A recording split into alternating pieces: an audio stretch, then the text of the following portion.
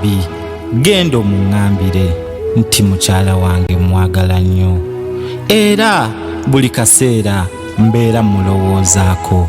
Sikyebaka, sikyalya mmere kubanga nzijukira omukwano gwaffe ogwo omukadde. Mukyala wange namufuna mu mbeera mbi ddala, nitutoba nituzaala abaana, nimbeera naye nga tukeera nitukwata enkumbi nitugenda mu nnimiro nitusobola okubeera nga tulima nitukungula bye tulimye. Mukyala wange nimbeera naye mu bulungi ne mu bubi, naye teyalindesseewo n'agenda n'abagagga abalina ensimbi olw'okuba bo beevuga mu mamotoka, olw'okuba bo balina ennyumba ennungi, n'aleka nze gwe yatoba naye. Nabayinda, nkwegayiridde ŋŋambira mukyala wange Sophie omugambe nti bbaawo Moses akwagala nnyo, yadde wafumbirwa mu maka amalala naye akulowoozaako emisana n'ekiro. Nabayinda, ŋŋambira mukyala wange oba omulabye nti Moses yadde tasobola kufuna ssimu yakukukubirako musobole okuba nga muwuliziganya oba omuwe ku baana be ayogereko nabo, naye ye akwagala era mu mutima gwe okyalinamu ekifo. Nabayinda, nkwegayiridde ŋŋambira mukyala wange Sophie nti bw'aliba wonna w'aliba ayagadde okubeera nga adda mu maka ge, amaka ge maggule era amaka gano sirigateekamu mukyala mulala, kubanga mukyala wange nzijukira essanyu lye twalingamu nga ndi naye, nga tulina abaana baffe, nga tweyagala, nga tuli mu bulamu obw'essanyu yadde twali baavu. Abantu nno abataagaliza, ab'emikwano, abaakyalanga ewange baatandikanga okuteekamu mukyala wange ebigambo ebingi nti obeerawo otya n'omusajja ono omwavu atalina ssente, talina gy'akutwala. Mukyala wange nno ebiseera ebyo yali akyanjagala ng'era alina omukwano gye ndi, yajjanga n'aŋŋambanga nti n'omanyi waliwo omukyala bw'ati ajjanga wano n'aŋŋamba ebigambo bwe biti ne bwe biti, abasajja bamutuma gye ndi n'aleeta ennamba z'essimu naye nze sibaagala, njagala ggwe. Mukyala wange yambuuliranga buli kimu, n'abasajja abaamukwananga ku kyalo yabaŋŋambanga nga tukyalina omukwano. Naye waliwo omusajja eyali atugulako ebirime bye twatundanga, eyali omugagga gwe baayitanga Pawulo Nsimbi. Pawulo Nsimbi ye yagulanga ebirime byaffe nga kasooli, muwogo n'ebintu ebirala bye twali tulima, yantwala ku mukyala wange ate nga saasooka kutegeera, kubanga oluusi yajjanga nga siriiwo n'agula ebintu ssente n'aziwa omukyala, naye ng'ate musajja mugagga nnyo, n'atwala mukyala wange n'amuwasa. Sophie, mukyala wange, nkwegayiridde bw'oba ng'osobola okuwulira eddoboozi lyange, ng'osobola okumpulira, nze bbaawo gwe wayagalanga ennyo, eyakwagalanga ennyo. Olunaku olw'akatale twatambulanga babiri nitugenda mu katale, ng'era buli muntu atulaba atwegomba mu mbeera zaffe ze twabeerangamu naawe. Nali sisuubira nti lulikyo olunaku lumu osobola okubeera ng'onjabulira, ondeke obw'omu obwa nnamunigina obwa peke, yadde nga wagenda n'abagagga. Si kibi, kubanga ekyo kirooto kya buli muwala yenna, okufumbirwa ku musajja omugagga alina emmotoka eyazimba. Naye ng'essanyu ebiseera ebisinga, essanyu lyange lyali mu ggwe, essanyu lyo lyali mu nze, mukazi wange. Towandibadde ggwe n'okola ekyo. Sophie wange, I love you, nkwagala nnyo. yonna gy'oli njagala okimanye nti nkyakulowoozaako. Abalungi yonna gye musinzidde okubeera nga mutwegasseeko ku lediyo mbabuuzaako nti mwasiibye mutya? Amanya n'eddoboozi bampita Muteesaasira Abdulazizi. Emboozi eyo gye muwulidde si mboozi yange wabula ya musajja mukulu gwe bayita Moses Kituufu. Moses Kituufu eyayina omukyala nga bakwatagana okuva nga bakyali bato ne baagalana ne babeera mu bulamu obwali obw'ennaku nga kale baavu naye nga bali mu ssanyu. Moses atugambye nti nno yali ne mukyala we nga bakeera ku makya ne bagenda ne balima ne bakungula bye balimye ne babitunda ne bafuna ssente, naye omugagga gwe bayita Nsimbi n'asobola okubeera nga amubbako omukyala we. Moses gwe twogerako ku ssaawa zino, abantu mwenna abasinga obungi kati ssaawa zino abantu ab'ekijuula, ab'ebweyale, oyima, gulu, masindi, ngoma, nakadooti, kigumba, kiryandongo, buliisa, mwenna abasinga obungi mumumanyi kubanga kati takyali Moses Kituufu wabula kati abasinga bamumanyi nga Liikiwano kubanga yafuuka mugagga bifeekeera, yafuuka mugagga binyonkondo, bano abagagga betwogerako. Naye kimuluma nti ssaawa zino mugagga naye takyasobola kubeera ng'afuna mukazi we. Omugagga Liikiwano gwe njogerako mu Masindi yasinga okubeeramu n'amayumba amangi. Ewoyima yayina petrol station ennyingi. Liikiwano ayina ebizimbe, amaduuka, amamotoka ag'ebbeeyi. Era ku ssaawa zino wetwogerera abantu naddala bano abasuubuzi abasuubula abasinga obungi bagenda wuwe n'abawa ku ssente ezisuubula ne basobola okubeera nga basuubula ebintu ne bamala ne bamuddiza ssente. Olya bulungi Liikiwano gwe kaakati omulungi ampuliriza oyinza okwebuuza Liikiwano yali omwavu?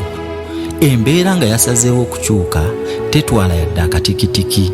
Embeera nga yasazeewo okukyuka n'essaawa zino wano wowulirira eddoboozi lyange mu ddakiika 10 embeera yo esobola okukyuka n'ofuuka omugagga. Kati ne Liikiwano obugagga bwe bwajja bwe buti. We baali batutte mukyala we nga bwe yalina mukwano gwe bayita Nabayinda, yagenda nga buli kaseera ng'agamba mukwano gwono Nabayinda. Omukadde Nabayinda yali mukazi mukulu, nga mukazi mukulu n'amugamba nti nkoze ntya, magezi ki kati ge tusala? Nabayinda n'amugamba nti buli magezi tugakoze ag'okuzza omukazi gagaanye, n'ekye tulina okukola waliwo omuzeeyi omu gwe mpulira asangibwa ebweyale, essiriba ku mafuta ng'okkirira. Omusajja ono musawo, lwaki togendayokko oba ne tumukubirako ne twogerako naye? Ne bakubira nno omusajja gwe bayita muzeeyi wa Kaali Kibirango asangibwa ebweyale ku mafuta ng'okkirirawo wennyini ku mafuta agasooka. Ne bamukubira essimu. We baamukubira essimu n'amuyita n'amugamba jangu otuuke wano. Olwagendayo ekyali kimututte yali mukazi, naye baamuwa eddagala, baawa Liikiwano eddagala. Ffe gwe tumanyi nga Moses baamuwa eddagala ne bamugamba lino eddagala genda nalyo olikole booti ne booti.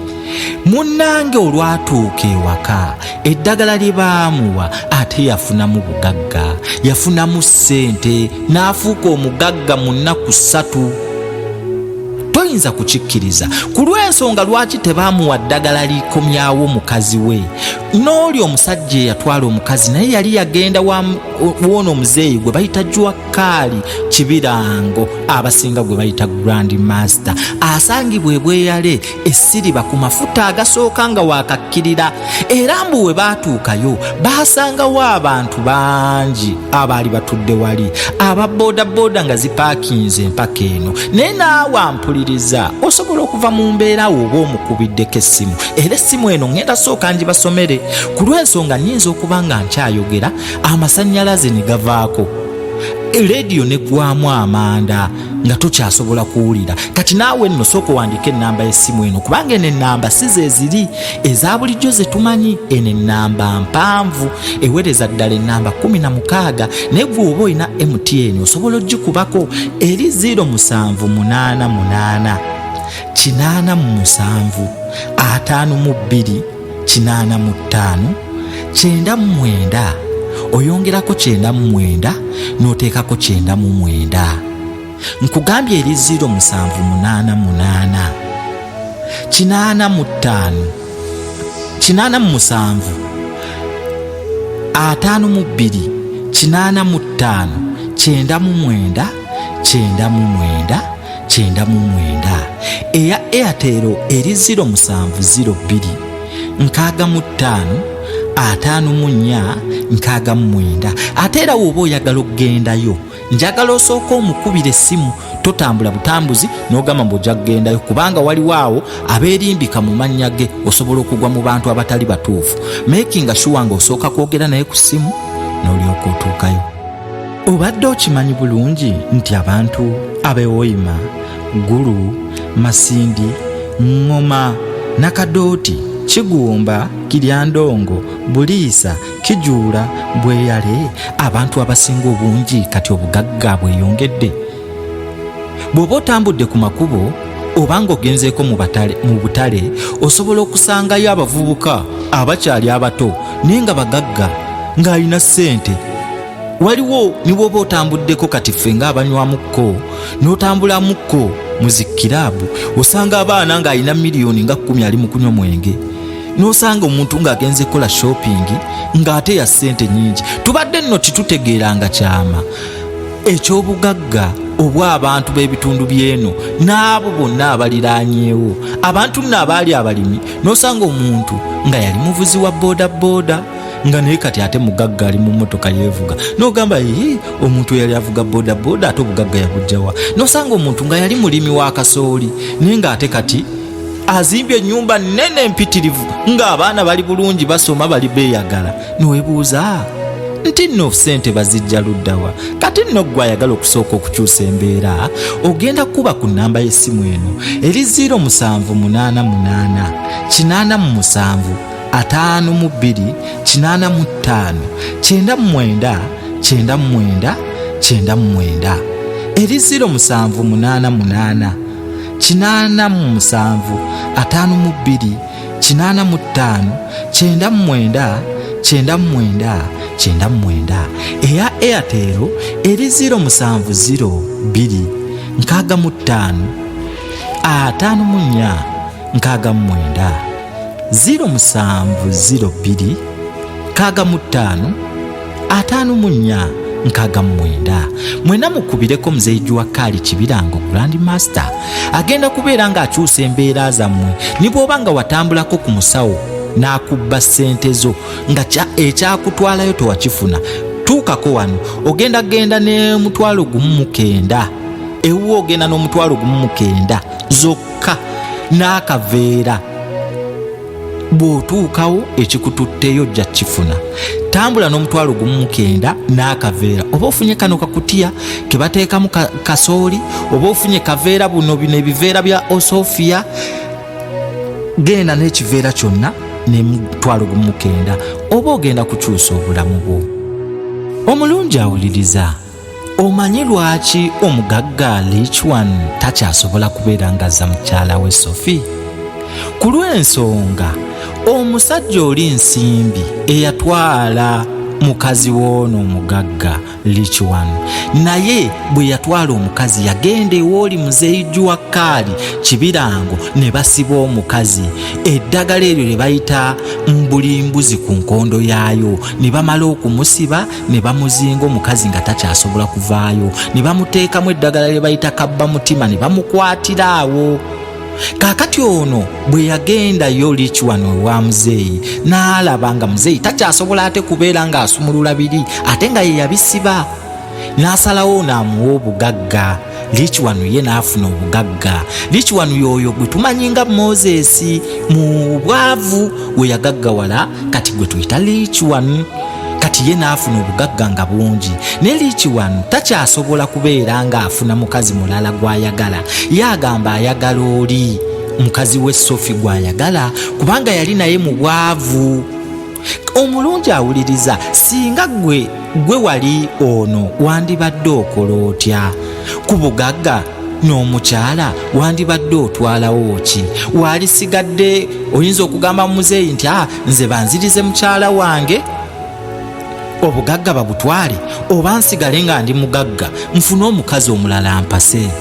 Bambi liiki wano kituufu yali ayagala mukyala we, naye ate nze nga nze ayogera pulezenta nze naali tutta obugagga ninsigala nga ndi mugagga kubanga wembeera omugagga abakyala nsobola okufuna niwabeera mukyala muzungu, niwabeera mukyala muki mba nsobola omufuna, buli kyenjagala kiba kisobola okuntuukako. Naye ensobi gye yakola nti singa yali yamuwasa nga yakamuwasa n'agende wa muzeeyi Juwakali, ate omukyala teyandigenze. Kati nno naawe omuvubuka ali eyo eyakawasa mukyala wo, gendako ewa muzeeyi ono Juwakali Kibirango, omukyala osooka omusibe, mugenda okufuna ssente ng'omukyala omusibye nga takyasobola kubeerako walala waalaga. Kale nno gwali eyo wandiika ennamba y'essimu eno 0788 87 52 85 99 99 eri 0788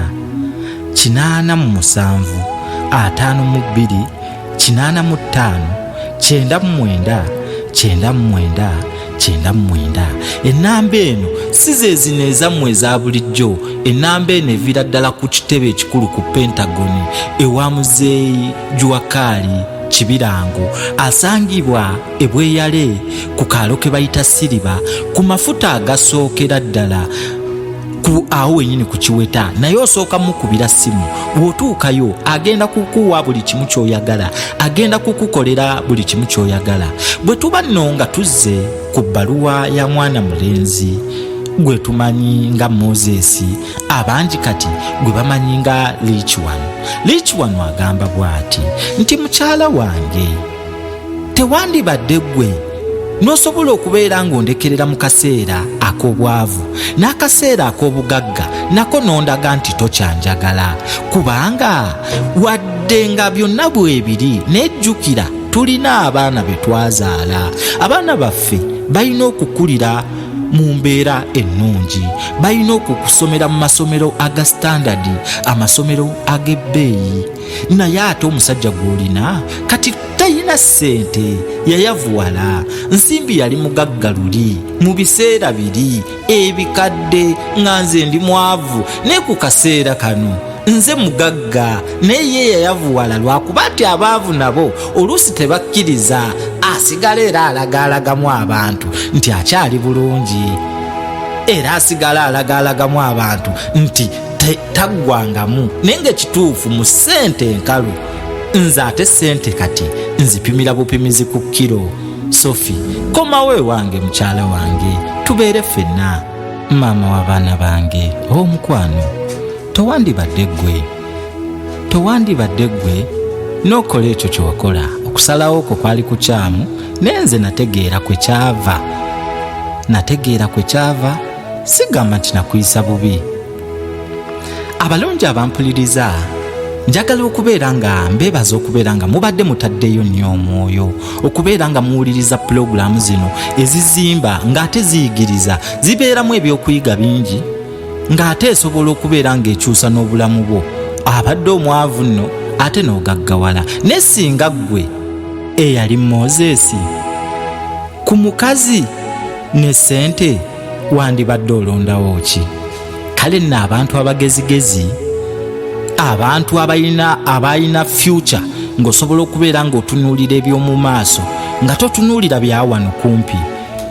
Ffenna tugamba nti twandibadde tutwala ssente, naye nsimbi ye yatwala bakyala, yalondawo mukyala. Kyova olaba nga kati ate liiki wano mugagga nnyo, naye lwakuba nti ali mulooko eri eya mukazi we. Omulungi ampuliriza, njagala owandiika ennamba eno kubanga gwe mulundi gwokka ogusembayo okugisoma. eri 0788 87 52 85 99 99 99 eri 0788 87 52 85 99 99 99. Airtel eri 0702 65 54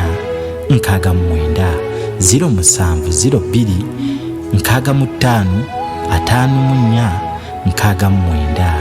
Enamba ya mzeeju wa Kk Kibirango abasinga gwe bayita Grand Master asobodde okubeera nga ayamba abantu abangi ababadde abaavu ne bagaggawala, ababadde balina ebizibu ebyenjawulo n'abibayamba. Watu wote wa Kiryandongo, watu wote wa Gulu, Masindi, Ngoma, Nyakadoti, Kigumba, Kiryandongo, nyote mpige kwa hiyo namba. Huyu mzee wa Kk Kibirango atawasaidia mtoke katika kwa umaskini, muwe na nyie matajiri. Kama umesikia vizuri story yetu ambayo tumekuja tunakwambia ya huyu kijana ambaye anaitwa Moses na mke wake Sophie, unaweza ukapata jibu. Walienda kwa huyu mzee ambaye anaitwa Kk Kibirango, akamsaidia. Wote watoto wake aliwasaidia. Yule alimpatia bibi na huyu akampatia pesa. Sasa huyu ni ana pesa nyingi, lakini anataka yule bibi yake aweze kuwa anarudi, na yule bibi yake hawezi kurudi kwa sababu yule alienda kwa huyo mzee, tena huyo Kk Kibirango, tena yule mzee akamfunga yule bibi. Sasa hapo ndio ilikuwa inatusumbua, tukaamua tuje hapa kwa redio tuweze kuwaambia, na nyie kama mna shida yoyote, wewe wanakuibia vitu yako, wanakuibia mazao yako, familia yako haiko vizuri, nyumbani kwako hapako vizuri, wewe nenda kwa huyu mzee Kk Kibirango ambaye yuko saidi za Bweyale pale katika panaitwa Siliba katika mafuta.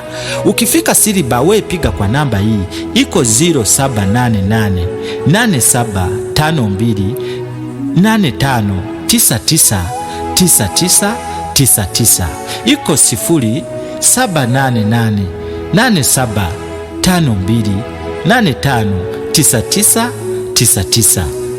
Watu yote ambao muko huko, wewe familia yako inateseka sana, watoto yako hawana pesa, watoto ya wengine wana pesa, shika hiyo familia yako na watoto yako wote wapeleke kwa huyo mzee Kk Kibirango pale panaitwa Bweyale Siliba.